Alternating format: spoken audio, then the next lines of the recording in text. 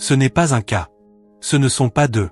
C'est cas après cas, institution après institution, pays après pays, et ensemble ils racontent une histoire que presque personne dans la presse catholique n'a le courage d'exposer clairement avec les chiffres présentés côte à côte. À la fin de cette vidéo, vous aurez devant vous deux trajectoires courant dans des directions opposées simultanément dans la même église, à la même époque, dans le même monde sécularisé. Et les chiffres, quand ils sont placés honnêtement l'un à côté de l'autre sans adoucissement éditorial, parlent avec une force qu'aucun discours d'aucun dicaster ou d'aucune assemblée synodale n'a réussi à produire. Commençons par la nouvelle arrivée dans les premières semaines de juillet 2026. La Compagnie de Jésus, les Jésuites, le plus grand et le plus influent ordre religieux de l'Église catholique, l'ordre qui pendant des siècles a produit les missionnaires, les théologiens et les directeurs spirituels qui ont façonné la civilisation catholique sur chaque continent, a annoncé qu'il réduira ses noviciats en Amérique du Nord de 5 à 2 d'ici 2028. La raison donnée dans la lettre officielle du 9 juillet a été formulée sans élaboration. Il n'y a plus assez de vocations. Gérer 5 noviciats nécessite beaucoup de personnel de qualité, a expliqué un supérieur. Tout simplement, il n'y a plus assez de jeunes qui entrent. Quiconque connaît l'histoire récente des Jésuites entendra dans cette annonce quelque chose qui va au-delà de la logistique administrative. La Compagnie de Jésus était dans la période post-conciliaire l'ordre qui a mené chaque ouverture, chaque réforme, chaque adaptation au monde contemporain. Elle était l'avant-garde de l'engagement avec la culture moderne, de l'expérimentation liturgique, du développement théologique qui cherchait à mettre l'Église en dialogue avec le moment présent. C'était l'ordre dont l'influence a façonné les documents qui ont façonné l'époque. Et l'époque lui présente maintenant un bilan que 5 noviciats réduits à 2 d'ici 2028 rend lisible pour quiconque est prêt à le lire. Mais peut-être est-ce un cas isolé. Peut-être que la situation des Jésuites reflète des facteurs spécifiques à cet ordre, son histoire, sa trajectoire particulière, sa relation avec son propre charisme fondateur. Peut-être qu'ailleurs le tableau est différent. Passons à la France. Une analyse de Laurent Dastro, récemment publiée et largement diffusée parmi ceux qui suivent l'état de l'Église française, révèle quelque chose que le mot choquant ne décrit pas adéquatement. 3 diocèses français, Erdax, Luçon-la Roche-sur-Yon et Arras, n'ont ordonné aucun prêtre diocésain pendant 12 à 14 années consécutives. Pas un seul. Carcassonne a comblé un fossé de 19 ans seulement en 2025, en ordonnant un seul candidat qui avait 51 ans. Non pas un jeune homme commençant sa vie sacerdotale avec des décennies de ministère devant lui. Un homme d'âge moyen, le seul candidat en près de 2 décennies, ordonné à un âge où beaucoup de prêtres pensent déjà à la forme de leurs dernières années de ministère. L'avertissement de Dastro sur la direction où mène cette trajectoire n'est pas une spéculation alarmiste. C'est de l'arithmétique.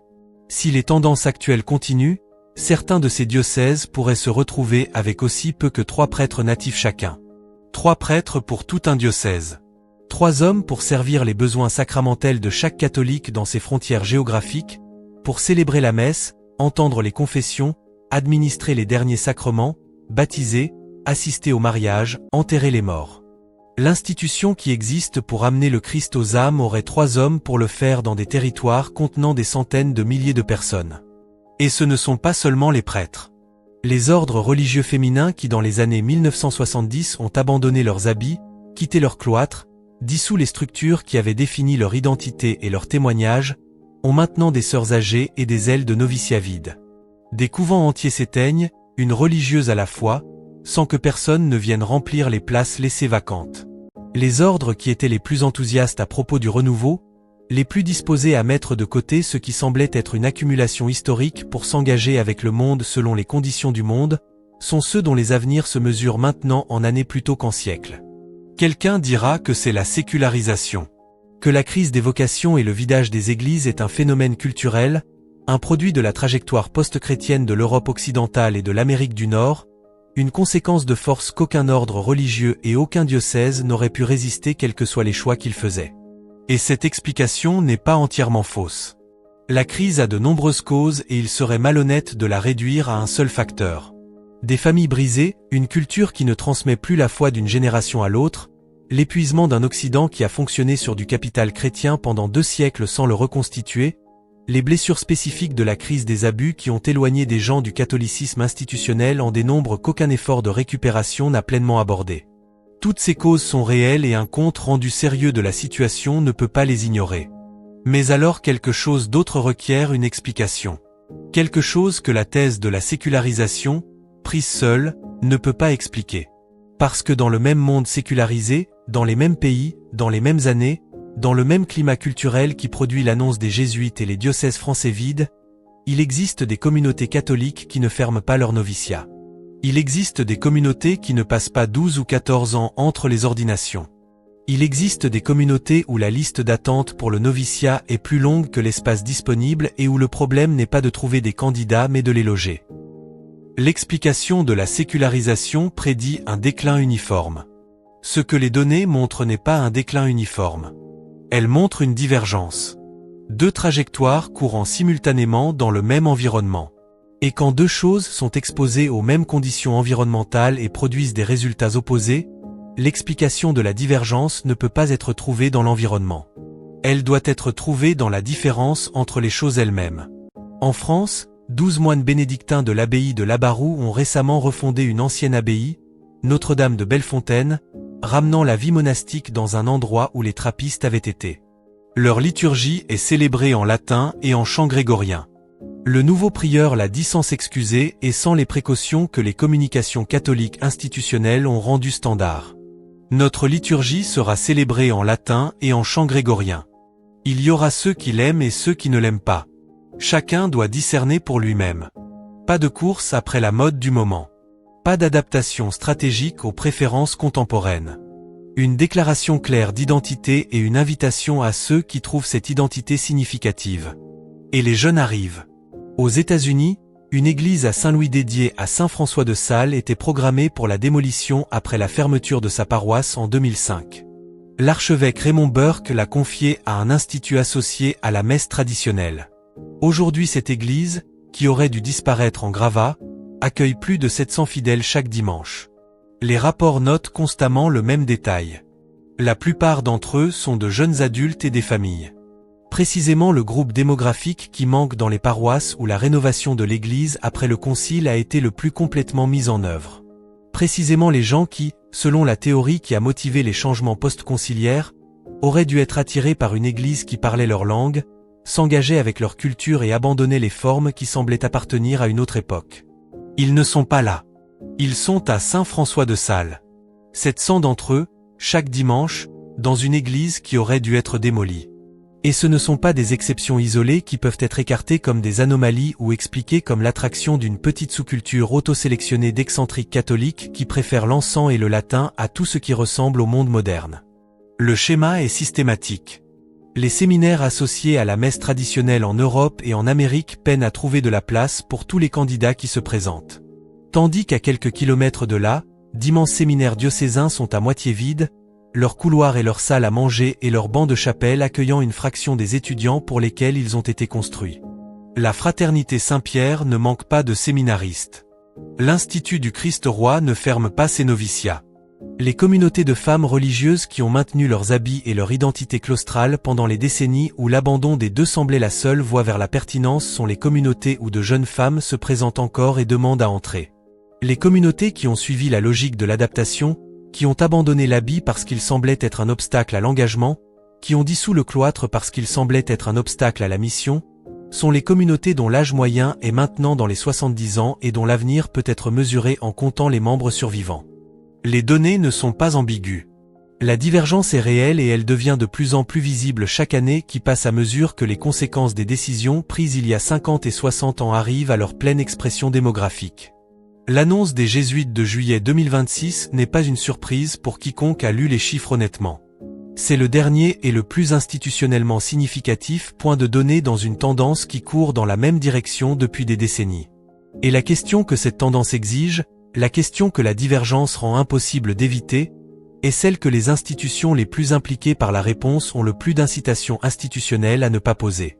Si l'adaptation au monde était la stratégie qui assurerait l'avenir, pourquoi les institutions les plus adaptées sont-elles celles qui ferment leur noviciat? Et si la fidélité à ce qui a été transmis était le chemin vers l'irrélevance, pourquoi les communautés les plus traditionnelles sont-elles celles avec des listes d'attente? Les chiffres posent cette question. Fortement. Constamment. De pays en pays et d'année en année. Et jusqu'à présent, Les institutions les plus impliquées par la réponse ont répondu principalement par le silence. Le pèlerinage de Paris à Chartres a lieu chaque année. Des dizaines de milliers de jeunes marchent environ 100 km sur 3 jours derrière la messe ancienne. Chaque année les chiffres augmentent. Chaque année le profil démographique de ceux qui marchent est le même. Jeunes. Des familles avec des enfants. Des gens dans la vingtaine et la trentaine qui n'étaient pas nés avant le concile, qui n'ont aucun souvenir personnel de l'église préconciliaire, qui n'ont pas découvert la messe traditionnelle par nostalgie pour quelque chose qu'ils avaient autrefois. Ils l'ont découverte par rencontre. En tombant sur une chapelle ou un pèlerinage ou une communauté et en y trouvant quelque chose qu'ils n'avaient trouvé nulle part ailleurs et qu'ils ne savaient pas chercher jusqu'à ce qu'ils le trouvent. Le secrétaire de Benoît XVI a récemment rappelé cette réalité avec une précision qui mérite d'être citée dans ses propres termes. Là où la tradition est préservée, les chiffres augmentent, surtout parmi les jeunes. Non pas la nostalgie de personnes âgées qui se souviennent de comment les choses étaient autrefois. L'enthousiasme de jeunes gens qui n'ont jamais connu autre chose et qui choisissent cela, librement, par-dessus tout le reste qui leur est disponible dans le même marché culturel. Ce fait se trouve au centre de la divergence que cette vidéo a tracée et c'est le fait le plus résistant aux explications que la culture catholique institutionnelle a atteintes quand elle est confrontée aux données. L'explication standard pour la croissance des communautés traditionnelles a été qu'elles représentent un refuge pour les anxieux, une réaction défensive de personnes qui ne peuvent pas faire face au changement, une attraction pour la certitude et la structure dans un âge incertain qui diminuera à mesure que la culture se stabilisera et que les personnes impliquées mûriront dans leur foi. Cette explication a été disponible pendant 50 ans. Les données au cours de ces 50 ans ne l'ont pas soutenue. Les communautés continuent de croître. Les jeunes continuent d'arriver. Les séminaires continuent de se remplir. Et les communautés qui étaient censées représenter l'avenir d'une église renouvelée continuent de se vider. Quelque chose se passe que l'explication standard ne prend pas en compte.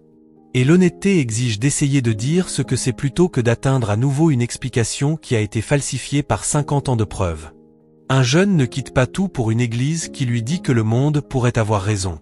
Cette phrase est la description la plus précise disponible de ce que les données montrent réellement.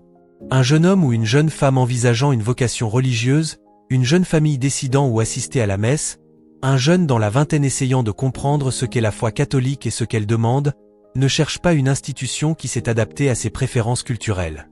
Il est entouré d'institutions qui se sont adaptées aux préférences culturelles.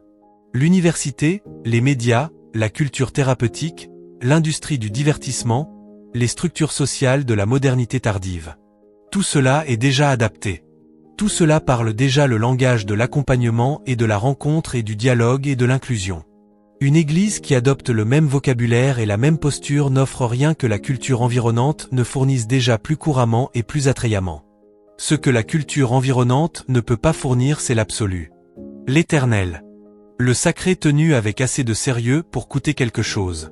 Un jeune qui cherche genuinement Dieu, qui a regardé les options disponibles dans le marché culturel de 2026 et les a trouvées insuffisantes, qui est arrivé au seuil de l'église parce qu'il croit, ou veut croire, qu'ici se trouve quelque chose que le monde ne peut pas donner, rencontre dans la messe traditionnelle précisément ce pourquoi il est venu.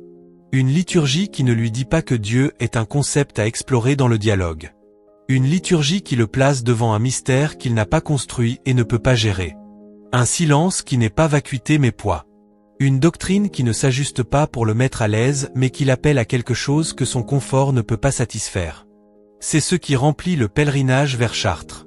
C'est ce qui remplit les bancs à Saint-François de Sales à Saint-Louis. C'est ce qui remplit les noviciats de la Fraternité Saint-Pierre tandis que 5 noviciats jésuites en Amérique du Nord sont réduits à 2. Non pas la nostalgie. Non pas l'anxiété. Non pas une réaction défensive à la modernité. Une fin pour l'absolu que la modernité a laissée insatisfaite et que les communautés les plus engagées à s'engager avec la modernité selon ses propres termes ont, dans le processus de cet engagement, également laissé insatisfaite. Les moines de Notre-Dame de Bellefontaine en France ont compris cela quand le nouveau prieur a dit clairement que leur liturgie serait en latin et en chant grégorien et que ceux qui l'aiment viendront et que ceux qui ne l'aiment pas doivent discerner pour eux-mêmes. Cette déclaration aurait été considérée dans beaucoup de contextes catholiques institutionnels comme de l'imprudence pastorale. On ne peut pas dire cela en 2026. On ne peut pas se présenter sans qualification, sans adaptation, sans les précautions soigneuses qui signalent l'ouverture à tous. On va aliéner des gens. On va limiter sa portée. On va se condamner à une petite communauté auto-sélectionnée des déjà convertis. Les moines l'ont dit quand même. Et les jeunes sont venus. C'est le schéma que les données ont tracé pendant 50 ans et que l'annonce des jésuites de juillet 2026 a rendu nouvellement visible au plus haut niveau institutionnel. Les communautés qui se sont présentées sans qualification, qui ont dit voici ce que nous sommes et voici ce que nous faisons et ceux qui le trouvent significatif sont les bienvenus, sont les communautés qui ont trouvé les gens qu'elles ne chassaient pas. Les communautés qui ont adapté leur présentation pour atteindre l'audience la plus large possible, qui ont adouci les bords et traduit le vocabulaire et mis à jour les formes, ont constaté que l'audience qu'elles chassaient trouvait l'adaptation insuffisante et cherchait ailleurs. Non pas nécessairement vers le catholicisme traditionnel. Souvent simplement ailleurs. Maintenant une qualification importante doit être faite, parce que l'honnêteté l'exige et parce que la tradition elle-même le demande. La messe ancienne seule ne fait pas des saints. Ce n'est pas une vidéo pour la célébration ou pour diviser l'Église en factions. Les gens qui aiment la tradition ne devraient pas et ne doivent pas célébrer les églises vides des autres. Ces églises vides représentent des âmes. Des gens qui sont venus et ne sont pas restés, ou qui ne sont jamais venus du tout, qui se trouvent quelque part dans la culture environnante sans les sacrements et sans la foi et dont la destinée éternelle n'est pas servie par le déclin institutionnel des communautés qui auraient dû les atteindre. La crise des vocations a des racines qu'aucune liturgie seule ne peut aborder. Des familles brisées. Une culture qui ne transmet plus la foi des parents aux enfants. Les dommages spécifiques causés par la crise des abus à la crédibilité de l'institution. Une civilisation occidentale qui a vécu sur du capital chrétien pendant des générations sans le reconstituer et qui en vit maintenant les conséquences de cet épuisement. Tout cela est réel. Un compte rendu sérieux de la divergence entre les communautés catholiques traditionnelles et progressistes ne peut pas prétendre que la seule variable est la messe. La grâce souffle où elle veut. Il existe de petites paroisses fidèles et ferventes célébrant la forme ordinaire où une véritable conversion se produit et où une véritable communauté se forme autour d'une véritable rencontre avec le Christ. La divergence que les données montrent est une tendance, non pas une règle absolue. Et les tendances n'éliminent pas les exceptions. Mais précisément parce que les causes de la crise sont si nombreuses et si profondes, le fait de la divergence devient plus plutôt que moins significatif. Si toutes les communautés déclinaient au même rythme, l'explication de la sécularisation serait suffisante. La culture est post-chrétienne. La foi n'est plus transmise. Les chiffres chutent partout. Ajustez les attentes en conséquence. Mais ce n'est pas ce que les données montrent. Les données montrent des communautés dans la même culture, le même pays, la même époque, produisant des trajectoires opposées. Certaines se remplissant, d'autres se vidant. Et la variable qui corrèle le plus constamment avec la direction de la trajectoire est celle que les institutions les plus impliquées par la corrélation ont le plus de raisons de résister à reconnaître. L'histoire de l'Église a vu ce schéma auparavant et il vaut la peine de le rappeler parce que le moment actuel n'est pas la première fois que le déclin institutionnel et le reste fidèle ont coexisté dans la même époque. Quand l'Empire romain s'est effondré au 5e siècle et que tout ce qui avait semblé permanent et puissant s'est dissous dans les migrations et les guerres qui ont suivi, ce ne sont pas les institutions qui s'étaient le plus complètement accommodées à la culture impériale qui ont porté la civilisation chrétienne à travers les ténèbres. C'étaient les monastères. De petites communautés d'hommes et de femmes qui avaient dit voici ce que nous sommes et voici ce que nous faisons et qui dans le silence de leur cloître priaient et travaillaient et copiaient la parole et maintenaient vivante la flamme qui finirait par rallumer la civilisation. La devise bénédictine ora et labora, prie et travail, ne s'est pas adaptée aux préférences de l'Empire qui s'effondrait. Elle a maintenu sa forme à travers l'effondrement et a émergé de l'autre côté comme la graine de tout ce qui a suivi. Le grain de blé qui tombe en terre et meurt. L'image n'est pas décorative. C'est le principe structurel de la façon dont l'Évangile fonctionne dans l'histoire. Les communautés qui ont chassé la pertinence en abandonnant ce qui semblait être une accumulation historique, en adaptant la forme pour rencontrer la culture là où elle était, ont découvert que ce qu'elles avaient abandonné n'était pas une accumulation. C'était une graine. Et ce qui restait après l'abandon n'a pas grandi. Il a décliné. Tandis que les communautés qui semblaient les plus enfouies, les plus marginales, les plus engagées dans des formes que l'époque trouvait anachroniques, ont découvert que l'enfouissement n'était pas la mort. C'était la germination.